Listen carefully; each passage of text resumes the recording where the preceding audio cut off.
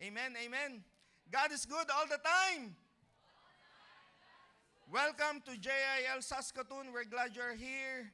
I feel so blessed that you are here, and especially po those of us who are probably first time here in the church. Welcome na welcome po kayo. Those who are watching online via Zoom, please just enjoy the presence of the Lord, worship the Lord with us, and we know that God is doing a lot of things, even things we don't expect or understand. Amen. Amen. The month of April, we're talking about excellent service. It is one of the hallmarks of a revived church. When we say revival, we talk about bringing back to life.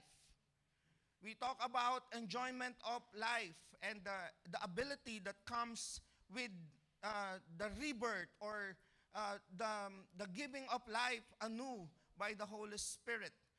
It has been said in the Bible that that is the born-again experience. When we come to know the Lord, we are reborn. We are given a new life. We were born again when we were given an opportunity to welcome Jesus in our hearts. John chapter 1 verse 12, to those who receive Him, to those who have believed in His name, He have given the right to become children of God.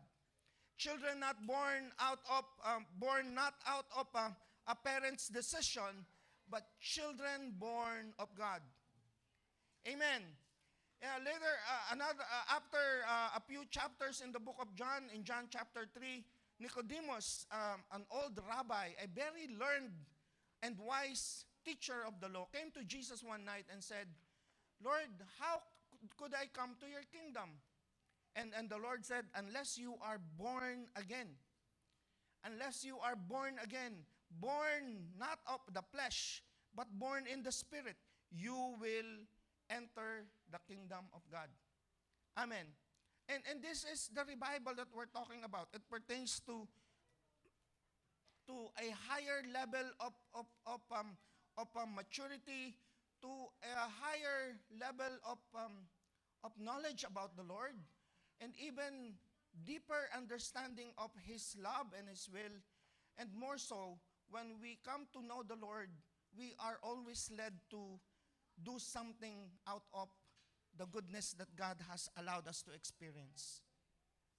Amen. And hence, excellent service.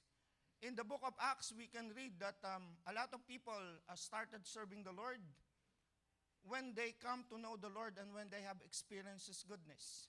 And this is, again, this is one of the marks of revival, when people are longing and are really serving the Lord according to what the Lord has enabled them with. Amen. Let's talk about the excellent servanthood of Christ Jesus our Lord, and we will read from Philippians chapter 2, verse 5 and verse 8, because the Lord is our model. The Lord said, "No servant could be greater than his master. For whatever the master has done, his servants are expected to do the same." In Philippians chapter 2, verse 5 up to verse 8, we will read, "In your relationships with one another, have the same mindset of Christ Jesus, who in the very nature God did not consider equality with God something to be used to His own advantage. Rather, He made Himself nothing by taking the very nature of a servant, being made in human likeness, and being found in appearance as a man, He humbled Himself by becoming obedient to death, even death on the cross." May the Lord bless the very reading of His own word and bless us all as we partake the bread of life that come from heaven. Matthew chapter 4, verse 4, the Bible said, "It is not through bread that man can live." It is not through bread. It is not through our very indispensable kanin and rice, only to the max, that we live. It is by the very word of God. Amen. How did Jesus serve us? Paano naglingkod ang Panginoon? And we will try to examine the way of Jesus' service so that we could draw inspiration from it. Dahil this is how we should serve. In Matthew chapter 20, verse 28, the Bible said, just as the Son of Man did not come to be served, but to serve, and to give his life as ransom for many.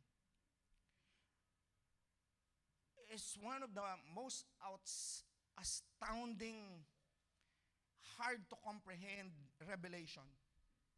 No, imagine. Let's take an example, an earthly example. Imagine that King Charles would send his son, Prince. Sino yung next in line? Prince William. To prison and tell the jail warden, you can free all these prisoners out and execute me instead on their behalf. Imagine this king, this earthly king, would send the next in line to the throne to prison. Walang kasalanan. Entitled to the glory of the dominion. There is nothing in him that qualifies him to or requires him to go to prison and much more be executed. And then he sent his son. Buti na lang meron pang spare meron pang Prince Harry. But imagine the Lord is sending his son unto us. That the Lord would serve us on the cross. And this service talks about bringing the unworthy, bringing the sinner back into the reconciliation with God and enjoying his salvation and enjoying his goodness. That we who were not deserving for anything that is good from God would receive the highest gift that the heavens could offer, and that is salvation through our faith in Jesus. Jesus served us on the cross in ways that we could never comprehend. In ways that we, even me as a parent to my children, I would never send any one of my 3 children to die for something, to die for someone who hates me. And that is what the Lord did. That is how He served on the cross. So, paano kaya? No, how? What are the mindset or the attitude, the content of the heart of Jesus when He did this wonderful service to us? The Lord came to serve, never to be served. And the Lord, when He talked about service, is giving His life as a ransom for many so that many would be saved. Amen. Amen. We are not called to die like Jesus died. Hindi naman tayo tinawag, at least majority of us. Some Christians in the past were judged and they were crucified like probably what the Lord went through. Hindi naman tayo ganon. But the mindset of the Lord in serving people should should give us an example of how we should serve. Amen. Amen. Amen. Who would like to be served? Taas nga po ang kamay. No, wag na lang itaas ang kamay. Baka magkahiyaan pa eh. Amen. Sino po dito, pagpasok nyo sa restaurant, gusto nyo yung pinakamagandang upuan ng uupuan nyo? Amen. Sino po dito, who among us, pagpasok sa restaurant, gusto nyo yung attention kagad ng servers and waiters nasa inyo agad? Amen? Amen?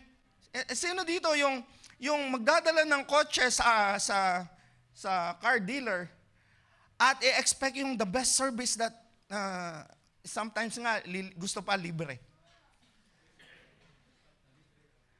Amen. Sino kaya dito? Amen. At the Lord, what's amazing about the Lord is that He is entitled to the service of man.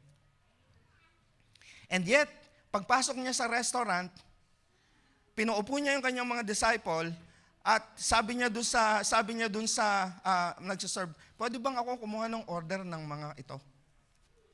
Pwede bang ako na rin ang magluto? And then pwede bang ako na rin ang maghuhugas ng plato nila? And then ako na rin ang magbabayad. Amen. Ang hirap pong isipin is that the King of Glory, the one who created us all, the one who is the object of worship in heavens for eternity unto eternity, would come down on earth to serve us all. Amen. Amen. Case in point, again, babalikan ko si Prince Harry. Kumatok sa bahay niyo si Prince Harry at sabi niya, "Can I wash your dishes? Can I cook something for you? Can I go to your toilet and wash and clean it?" How would you feel? Amen. Amen. O wag na lang si Prince Harry, si Prime Minister Trudeau na lang.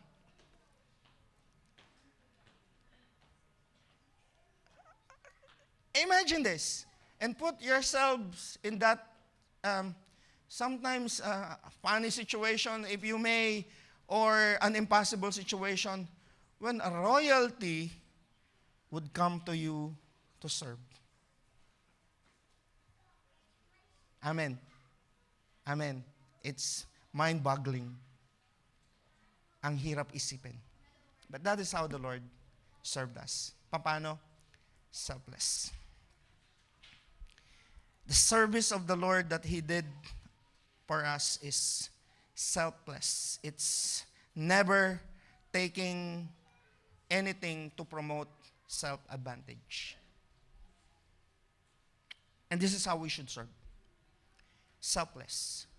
Ang sabi po ng Philippians chapter 2, verse 6 and verse 7, we read this earlier, who in the very nature God, He is God.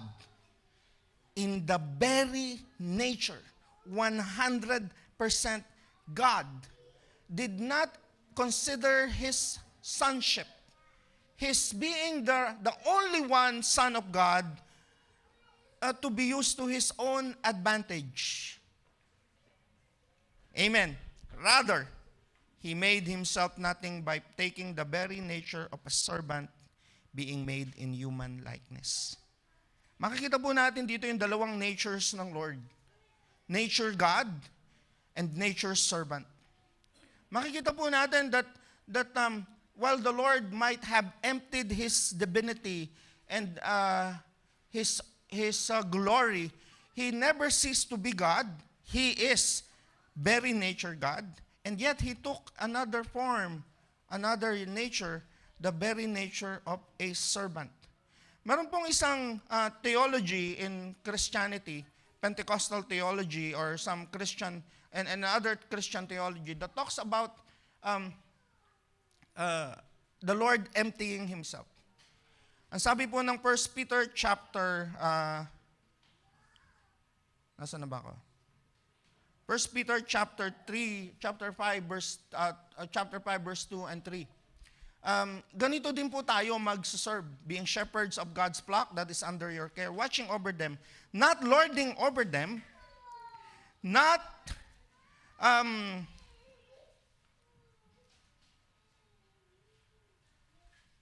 pursuing dishonest gain, but eager to serve, not lording over those whom God has entrusted to you. Amen. And this is the pattern that we see in serving, in acknowledging that we have been given this great opportunity. Ito pong self-emptying na dinedescribe po ng Philippians chapter 2 verse 6 and 7. It's about the self-emptying of Christ. This Christian theology, kenosis, self-emptying of Jesus is summarized in this po, the renunciation of the divine nature. The Lord took away, or parang nagbihis siya ng damit. He took his robe of royalty and put on a servant's attire. That is how we could probably make an analogy out of this.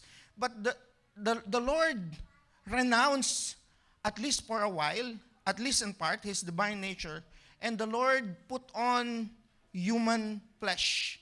Bakit? Bakit? Why did the Lord have to put on human flesh and humanity in Him? Kasi po, tao po ang nagkasala. And the Bible said that man should be punished sa lahat ng kasalanan na kanyang ginawa. Amen. God cannot punish a spiritual being. Yes, He would probably punish Satan, a spiritual host who rebelled against Him, but He could never punish someone na you living righteously and worshiping the Lord there in eternity, unless that person or that being would clothe a new nature, the nature of man, so that man could be punished along the way. Bakit kailangang magkatawang tao ng Lord? Kasi tao po ang nagkasala. Ang tao po ang paparusahan. And that is how the Lord emptied Himself. This is again, napakahirap pong isipin. No? Because we are by nature not servants. We are by nature, gusto po natin self-advantage ang makukuha po natin. The Lord is never like that. Amen. And one of the passages that further explain the self-kenosis or the self-emptying of Jesus is written in John chapter 17, verse 4 and verse 5. It says here, Jesus was praying to the Father, I have brought you glory on earth by finishing the work you gave me to do. And now, Father, now that the Lord has finished His assignment, He said, now glorify me in your presence with the glory that I had with you before the world began. So, inempty ng Lord ang kanyang sarili. He made Himself nothing, nature of a servant. But when He came back to where He was, He again put on the robe of divinity and subject uli siya or object uli siya ng worship in heavens. Amen. Amen. Ganun din po dapat tayo pong mag-serve. Selfless. No, hindi po advantage ang hinahanap. Ang sabi po ng isang leadership principle ng JIL, if you are looking for money in the ministry, huwag ka na lang mag-serve. Mag-business ka. Amen. If you are looking for fame, if you want people to like you in the ministry, huwag kang mag-serve. Mag-artista ka. Bakit? Bakit nga kasi si Katsupoy? Yung nakakakilala kay Katsupoy. Siguro naman, mas maganda akong lalaki kay Katsupoy. Why? Every one of us has the potential to be made known, to become famous. Amen. Further in that principle, Brother Eddie said, if you are looking for power per se, no, you don't look for power in the ministry. You enter politics. We're not saying that business and entertainment and politics are bad. We are saying that if your motive is geared towards self-advantage, the ministry is not for you. Amen. But we all must serve. And we should all serve. Amen? Amen po ba? Amen? Palakpakan nga po natin ng Lord. Pangalawa, humble and obedient. I was trying to separate these two, but it's impossible to separate humility and obedience. These two qualities of a servant are conjoined. They're coming together. They're always coming together. They would like to hug one another. And when they do, they are inseparable. Hindi mo sila pwedeng paghiwalayin. Babalikan natin yung binasa natin kanina, Philippians 2 verse 8. Found appearance as a man, he humbled himself by becoming obedient to death, even death on a cross. No, we must be humble and obedient at the same time. No, hindi pwedeng humble ka lang pero hindi ka obedient. Nakakita na ba kayo ng isang taong humble pero hindi obedient? Nakakita na ba kayo ng isang taong obedient pero hindi humble?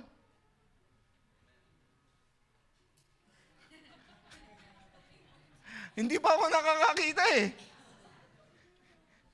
Pakilala niyo po ako if you ever seen one. And I would probably tell that person, medyo parang sablay. Kasi if you are humble, you must obey. And if you are obedient, definitely you must be humble. Amen. Amen.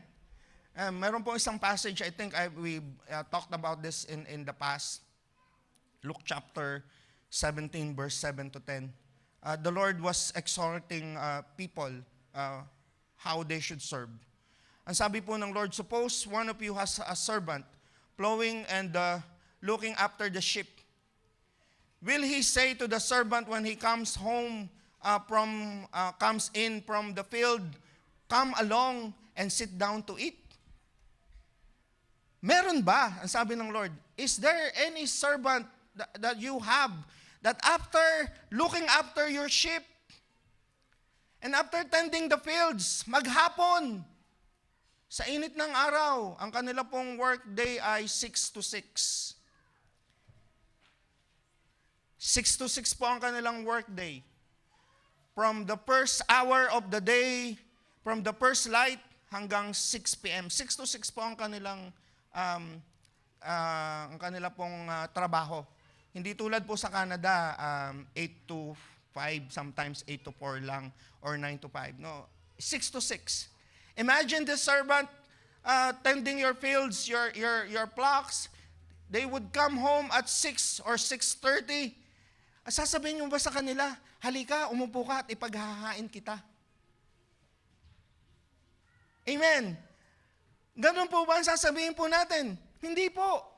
Ganito ang sasabihin ng master. Ang sabi niya, would he rather say, prepare my supper. Magbihis ka, maghugas ka ng kamay mo, make yourself presentable and ready, and wait on me while I eat and drink. And after that, you may eat and drink. Amen. Pakainin mo muna ako, and then pagkatapos na akong kumain, tsaka ka na lang kumain. That is the servant master relationship during that time. Amen. Tayo po, we cannot relate to that because nobody of us has been born a slave. Wala na po sa atin ngayon yung ipinanganak na alipin. We were born free. At to what extent that freedom may be, or how we define it, it's another thing. Amen po ba? Verse 9. Ito, very heart piercing din to. Ang sabi ng Lord, magpapasalamat ka ba sa isang servant for doing his job? Magpapasalamat ka ba? Papasalamatan mo ba yung servant mo dahil magaling ang kanyang ginawa? Ang sabi ng Lord, hindi. Hindi ka magpapasalamat sa servant. Amen. Amen. And people in the church, baligtad. Wag lang mapansin, ako magtatampo na.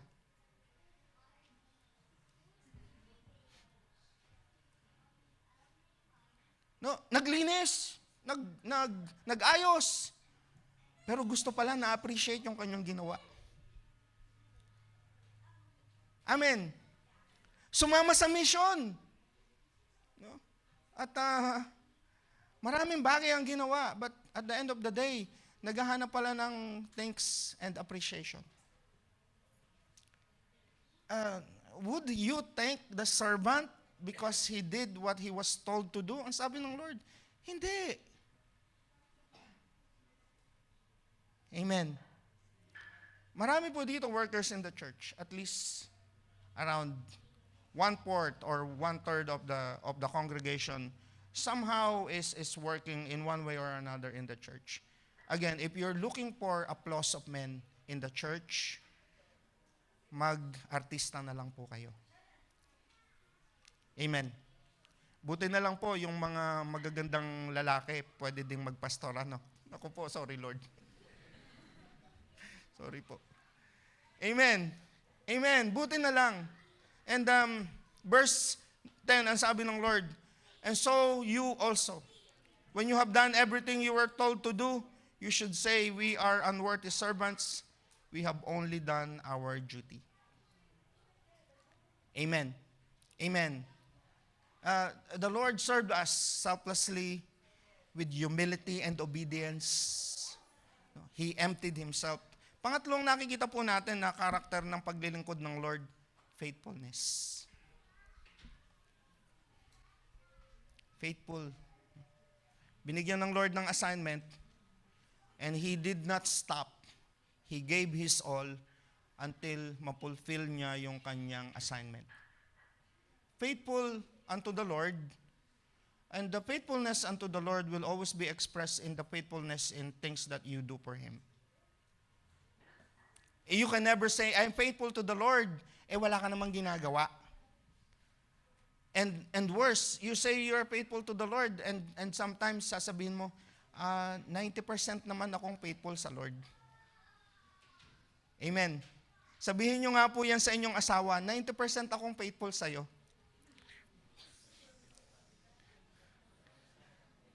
Amen? Mga mag-asawa nako, one of the most dangerous sentence that you will make. You can never say, I'm 99% faithful sa'yo.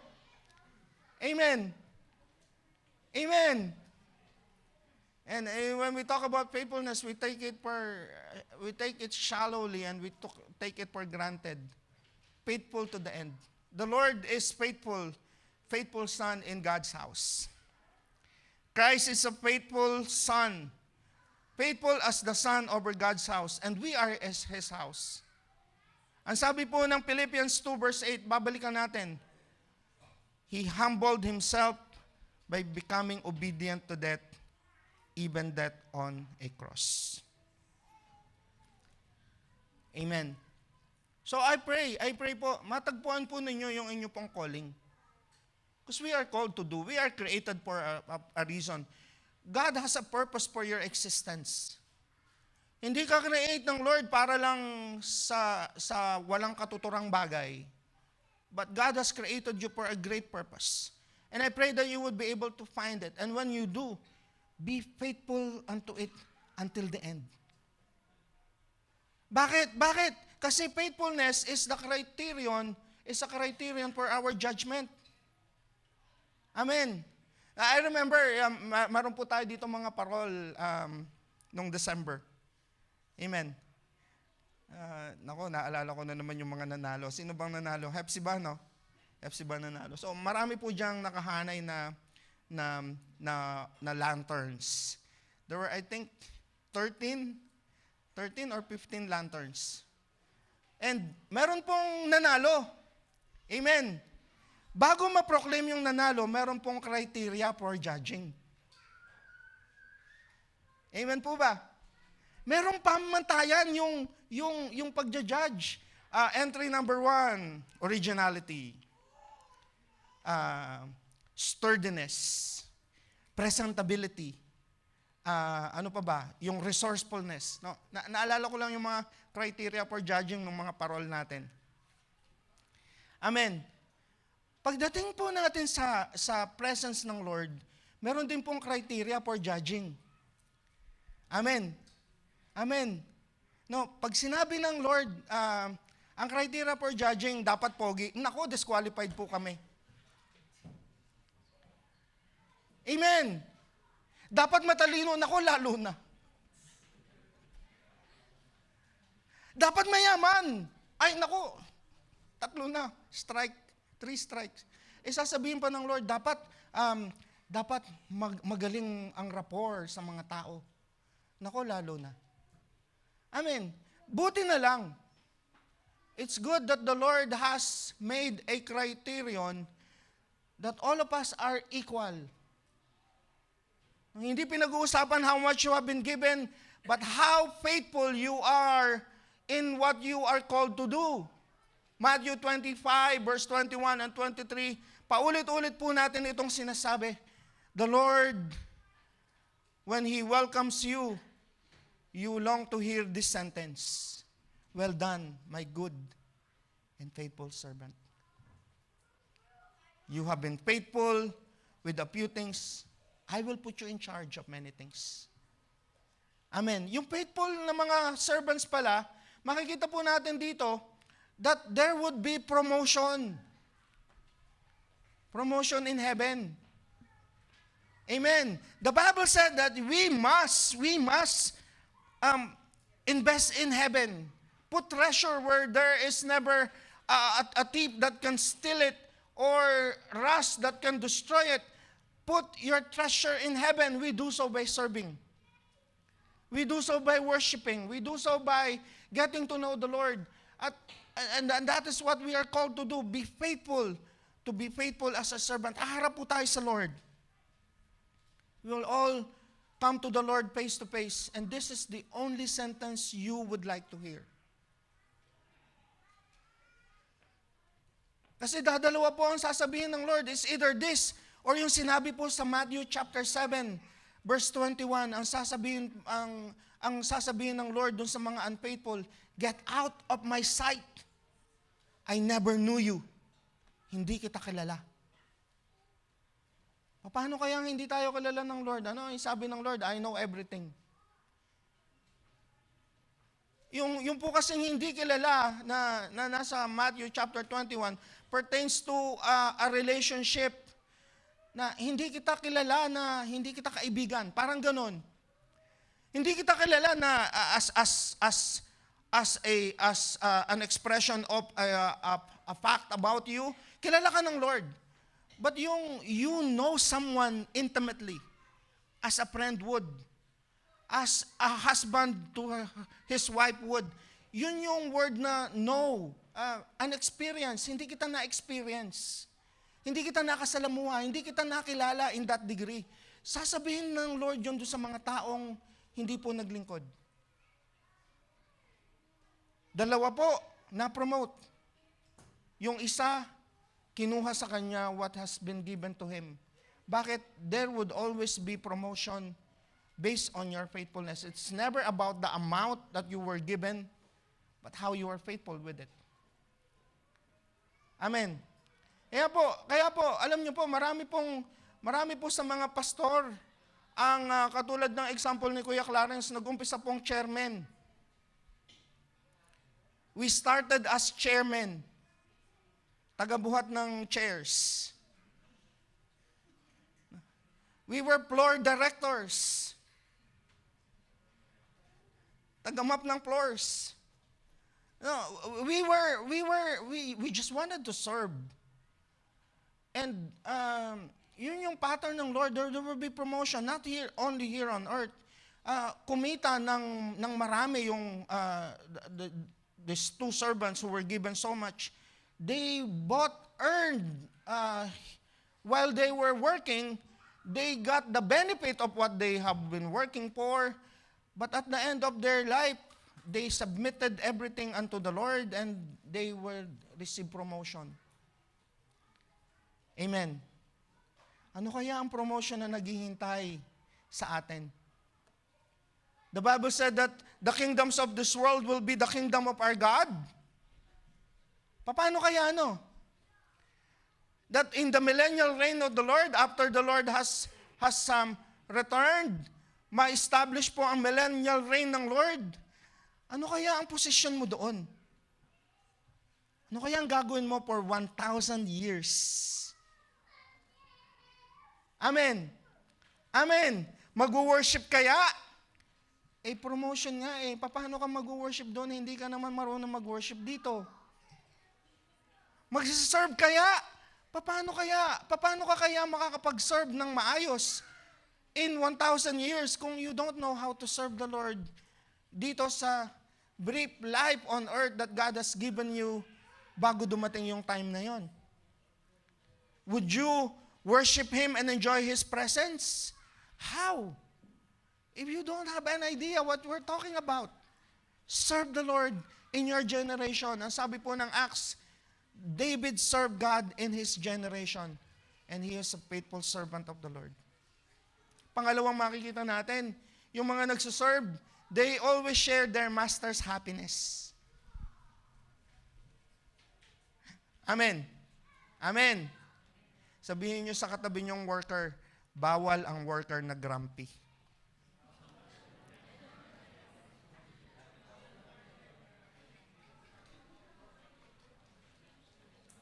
Bawal ang worker na grumpy. Amen. Amen. Kasi yun yung kasunod po The Lord serve with joy. Sino po dito recently umuwi ng Pilipinas? Sige po, huwag kang mahiya. Yung mga uwi sa Pilipinas, meron po akong isang suggestion. You shop at SM. Supermarket. And be attentive to the staff. Be attentive to the staff. Kasi meron silang queue. Paano ang ginagawa nila? Pag nag-queue, papalakpak sila.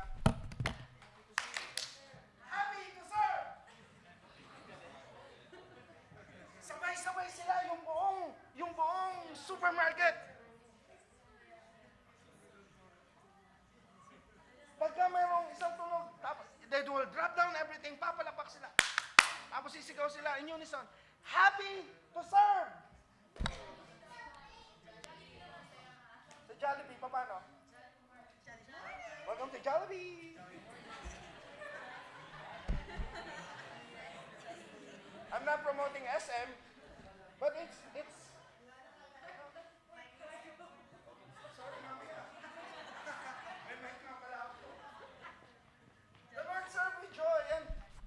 alam niyo, nakakatuwa when servants are, yung nagsiserve sa'yo, masaya. Naka-experience na ba kayo na pumasok kayo sa restaurant tapos grumpy yung server nyo? How did you feel? You feel gusto nyo nang umalis? That is how the Lord served. The Lord served with joy. Amen. Amen. And yun po yung it's how does joy start? Kailangan ba pagka nagsiserve ka, meron ka ng joy? Or is it when you serve that the Lord would give you joy? Paano kaya yun, I believe po that the joy that comes from a relationship with the Lord would always be in your heart. But serving the Lord, it seems, magnifies that joy. Hindi ka mawalan ng joy because that's the work of the Holy Spirit. But it seems that those who serve gets the fullest amount of the joy that they could ever ask for. Amen. Amen. Bawal ang simang.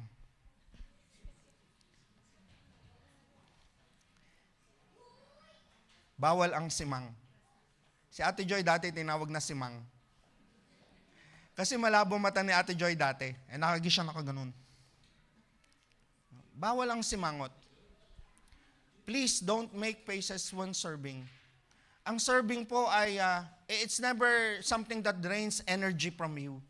Hindi po. It's quite the opposite. Ang sabi po ng Hebrews chapter 12 verse 2. Fixing our eyes on Jesus, the pioneer and perfecter of our faith, who for the joy set before Him, He endured the cross. Amen. Amen. Meron ng joy sa Lord.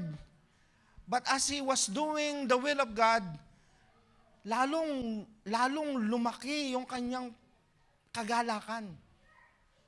Amen. And we can hear some sentences of the Lord that particularly in the book of John, palagi niya sinasabi, may my joy be in you, and your joy would be complete. Amen. Amen. John chapter 17, verse 13. Ito po ang sinasabi ng Lord. I'm coming to you now, praying to the Father. But I say these things while I am still in the world, so that they may have the full measure of my joy within them. Pinagpipray ng Lord yung mga future servants. Pinagpipray ng Lord yung mga disciples. Amen.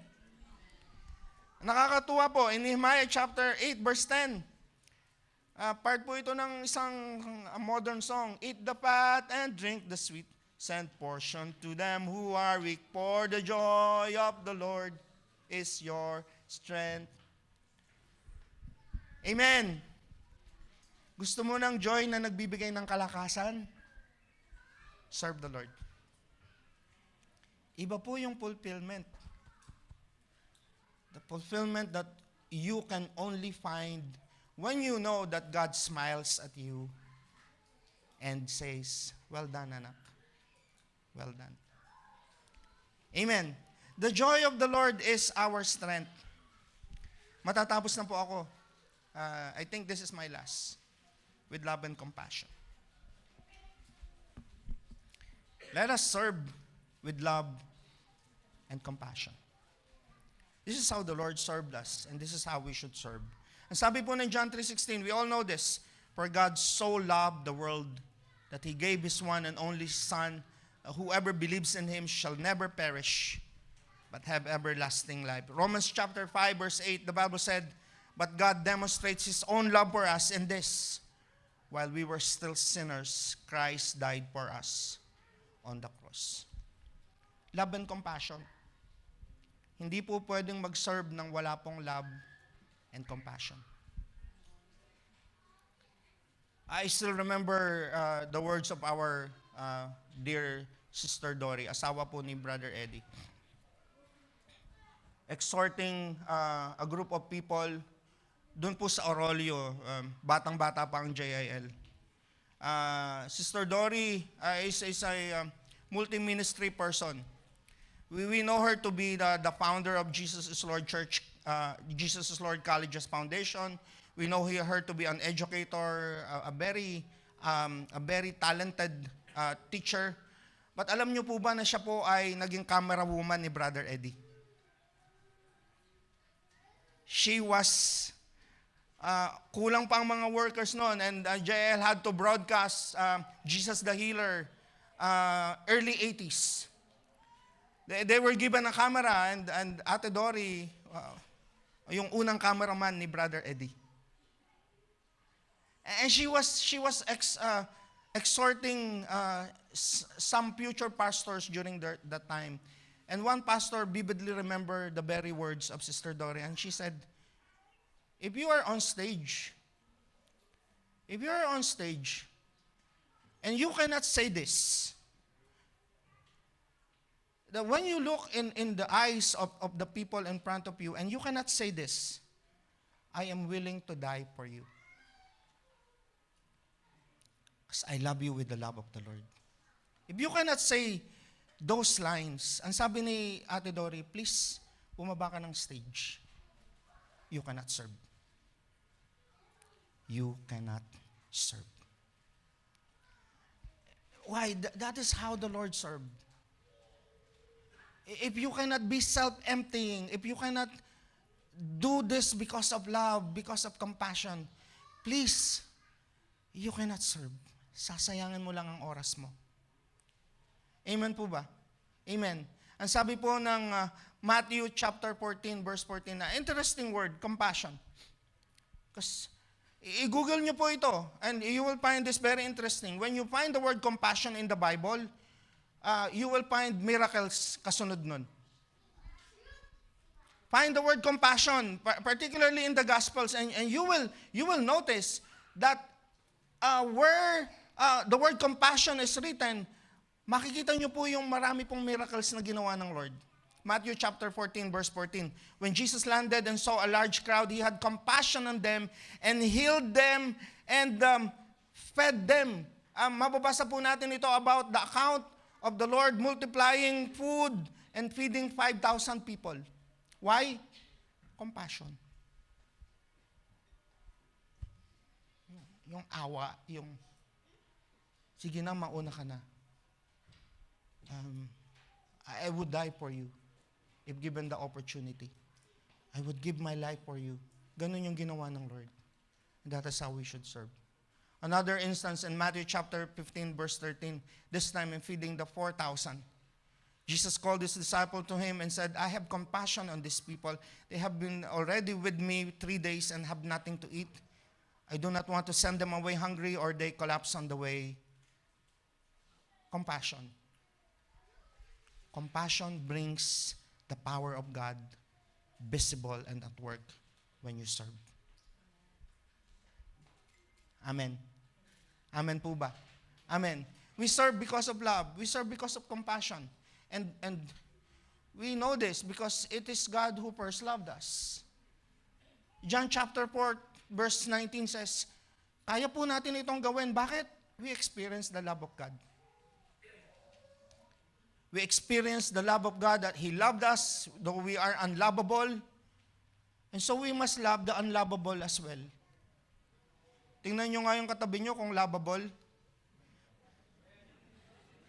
Lovable ba? Lovable?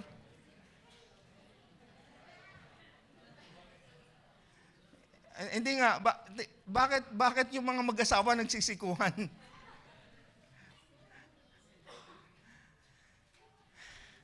Let us love not only the lovable, but more so, let us love the unlovable. Why? We were unlovable when Christ loved us. Hindi tayo kamahal-mahal. There is nothing in me, in you, in any one of us that would say, ay, kamahal-mahal ako. When you say that, that's arrogance. Amen. And we love because He first loved us. We get to fall in love with Christ, with God, because we experience His love. Amen. And 1 Corinthians chapter 16, verse 14, we are to do everything in love. Amen. Magugas ka ng plato, CYN. Do it with love. Do it with worship. I love the Lord with much. I want to lift up His holy name. Amen. Ang saya kayang maglingkod ng pagmamahal. Amen. Hindi lang yung sayo, yung hindi lang yun. Subukan nyo magugas ang plato na kumakanta ng pagmamahal sa Lord. Amen. Nabanggit ko na po ito, madalas ko lang maalala, faith makes things possible. But love makes things easy. Amen po ba? Amen. Conclusion po, dito na po ako matatapos. Let us serve as Jesus served. Paano? Excellently. Let us serve excellently. With humility, with self-emptying, with faithfulness, obedience, with love and compassion. Philippians chapter 2, verse 5, yung unang verse na binasa po natin, kasunod nito yung He humbled Himself, He made Himself nothing. Before Paul said that, ang sabi niya muna sa Philippians chapter 2, verse 5, have the same mindset as that of Jesus Christ, who in the very nature God did not make Himself give Himself advantage over what He has been given. But He came to serve. Amen. Amen. The Lord came to serve. The Creator of heavens naglingkod para sa atin. We don't deserve this service. Nobody deserved this good service. Hindi po tayo karapat-dapat sa paglilingkod ng Lord. And that's why there was a song that was written that says, "How can I repay you for this? With so little, Lord, that I have. And all I have is a song that you gave." Paano kaya? No? How can we say thank you to the Lord? Pero ang nakakalungkot po, this last statement that I would probably tell everyone. Meron akong last line, Yuan, paki-ano na lang.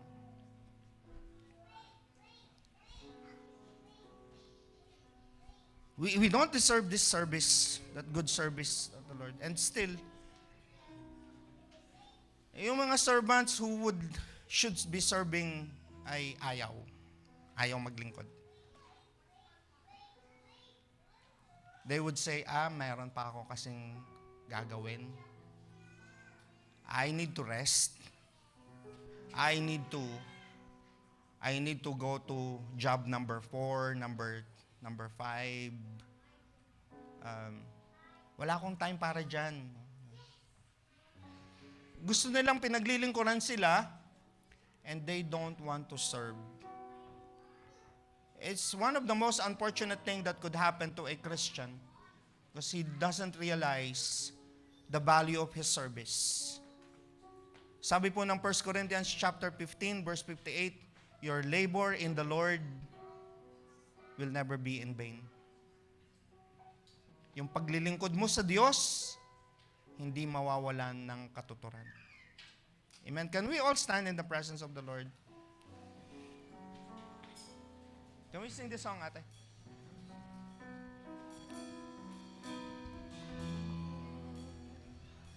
Let's bow our heads and let's just close our eyes. Lord, I stand amazed. I can only stand by your grace.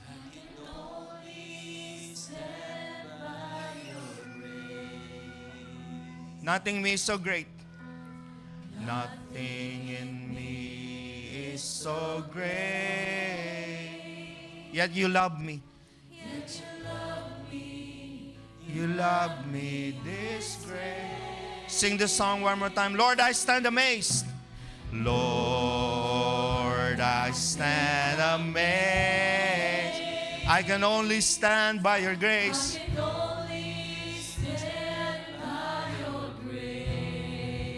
Nothing in me is so great. Nothing in me is so great. Yet you love me. Yet you love me. You love me this great. How can I repay you for this?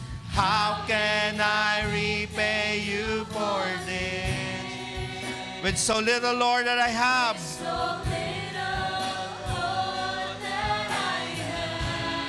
And all that I have is a song that you gave. All that I have is the song That you gave. And how can I repay you, Lord? How can I repay you for this? With so little, Lord. with so little, Lord, that I have. And all that I have is a song.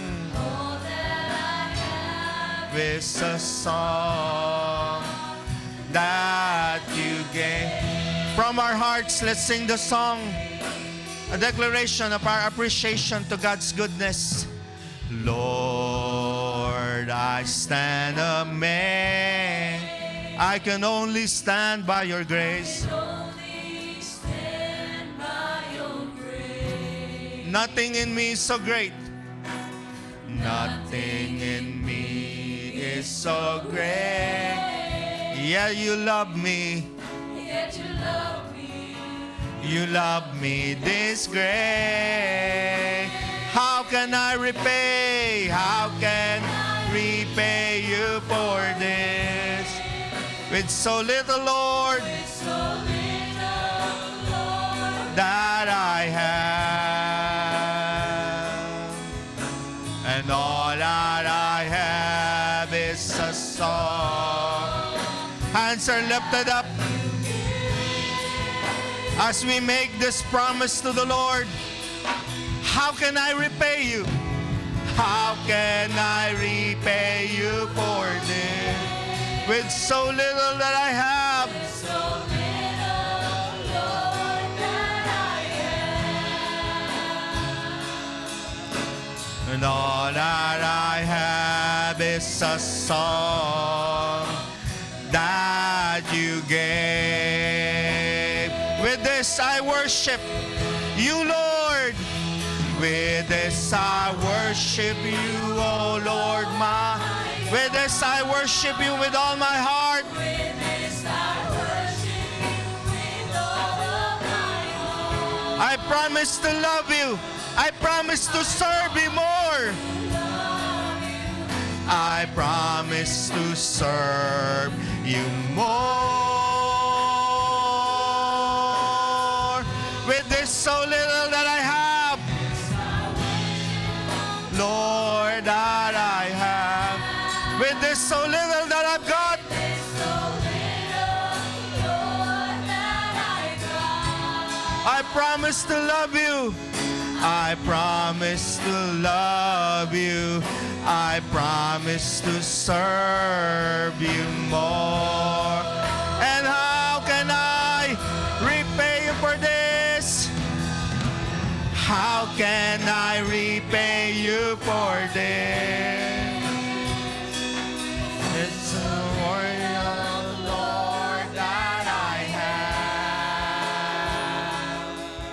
I promise I have is a song that you gave. And how can I repay you? How can I repay you for this? With so little, Lord, that I have. I promise That I have is a song that you gave. From our hearts, with this so little, Lord, with this so little, Lord, that I have. With this so little that I've got, With so little, Lord, that I got. we promise to love you, Lord. I promise to love I promise to serve you more.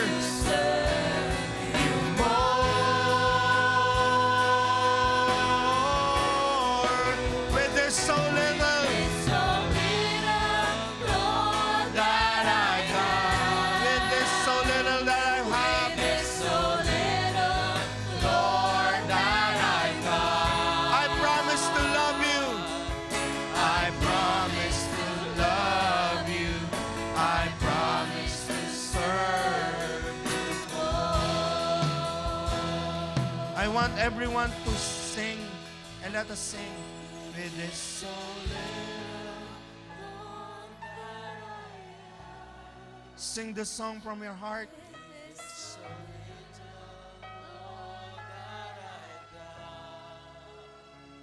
Promise to love you. I promise to serve you more.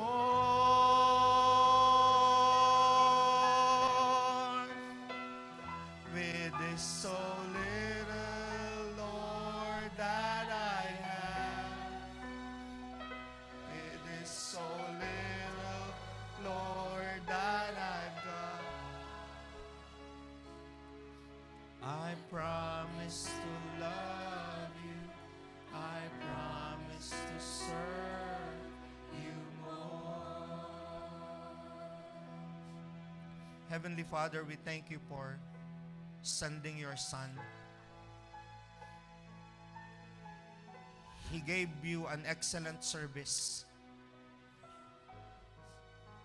But the recipient of this service is not you, Lord, it's us. He served us with the most excellent service. On the cross, dying for our sins, bringing us to you, reconciling us to you. He took upon himself the sin of the world, the curses that we so unknowingly embrace. He emptied himself. He took what was ours so that he could give us what was his. Salamat po, Panginoon. You took our pain, our shame, our suffering. You took our sickness and diseases. You took the curses that we embraced. And you gave us, Lord, not just life, but life eternal. You gave us everything that filled this life. Salamat. Salamat po. Our King came down to serve us. Thank you. Thank you. Salamat po. We who are never deserving in any way to receive such goodness. We who can never do anything to have merit in receiving such kindness. A kindness and a grace that is never earned, never deserved. And yet you gave them. You gave it up for us. You saved us. You took us from the murky way of living. You took us from our shame. You have forgiven all our sins. You have brought peace into our hearts. You have given us a new purpose in life, a sense of direction. You have allowed us to see that life is beyond what life on earth can offer, but is so much more in your presence.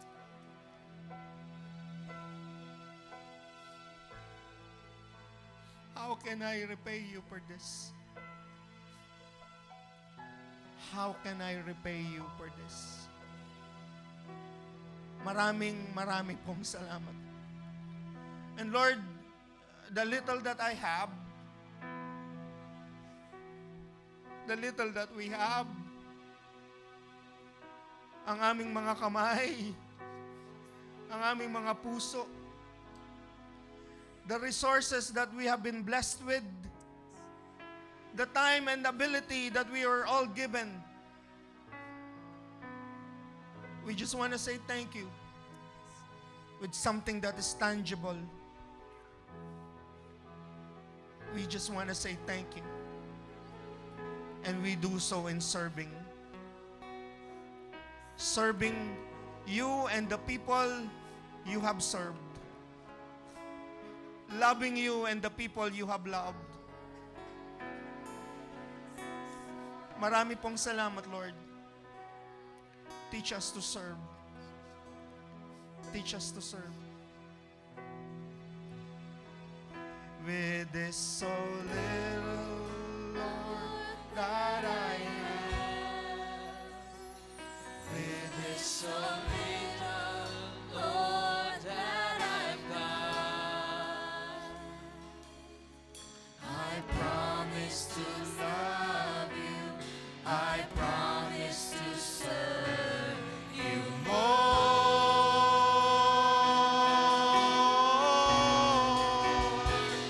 With this so little, Lord, that I have. With this so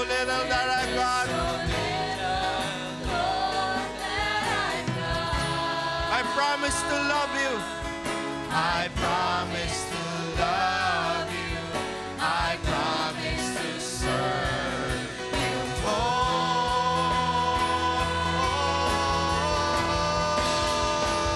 With this I worship you, oh Lord my God. With this I worship. With this I worship you with all of my heart.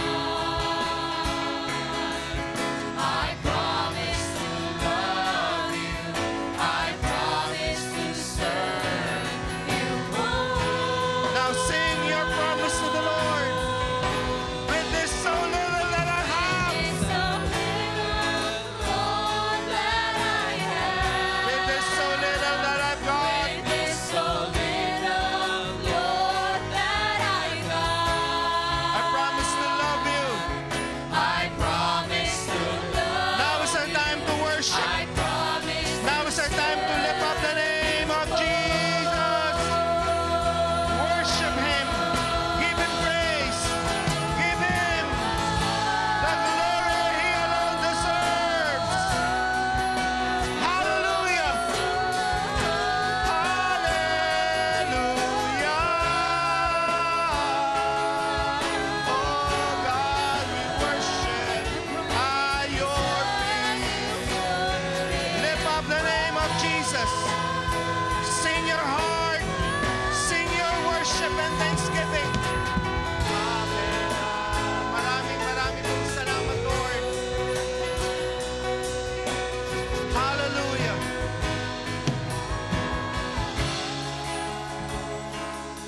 Can we raise up our hands po as high as we can? As a prophetic gesture, the Holy Spirit hovering above us. Tap into the Holy Spirit. Raise up your hand and touch the anointing hovering above you. And with this anointing, you are empowered to serve, to love, to go, to teach, to minister.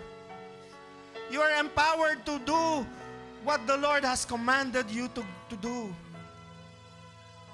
And with this anointing, the Lord have said, with this anointing, I am destroying the yoke of the enemy in your life.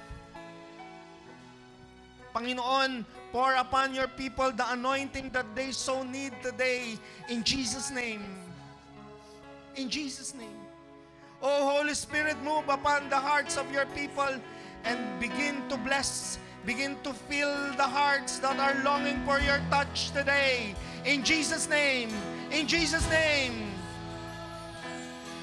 If you need healing, say to the Lord, I receive my healing because of the wounds of Jesus.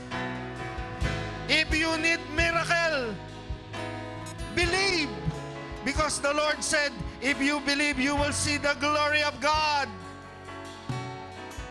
And let the prayer of your hearts be heard today by your Father in heaven. Whisper unto Him the deepest prayers of your heart. Now that He is near, now that He is putting His arms around you, whisper unto Him the prayer that comes from the deepest recesses of your hearts. Yes, Lord, salamat. We claim your healing. We claim your miracles. We claim your blessing. We claim, Lord, restoration of broken relationships. We claim, oh Lord, a knowledge about your will for us. We claim, Father, your purpose, your plan, your great plan for us. Marami pong salamat. O dakila naming Diyos, sa inyo po lamang namin ibabalik ang pinakamataas na papuri at pagsamba at pasasalamat. Sa iyo lamang namin itataas, Panginoon, ang aming mga kamay. Sa iyo lamang, Panginoon, namin bubuksan ang aming mga puso.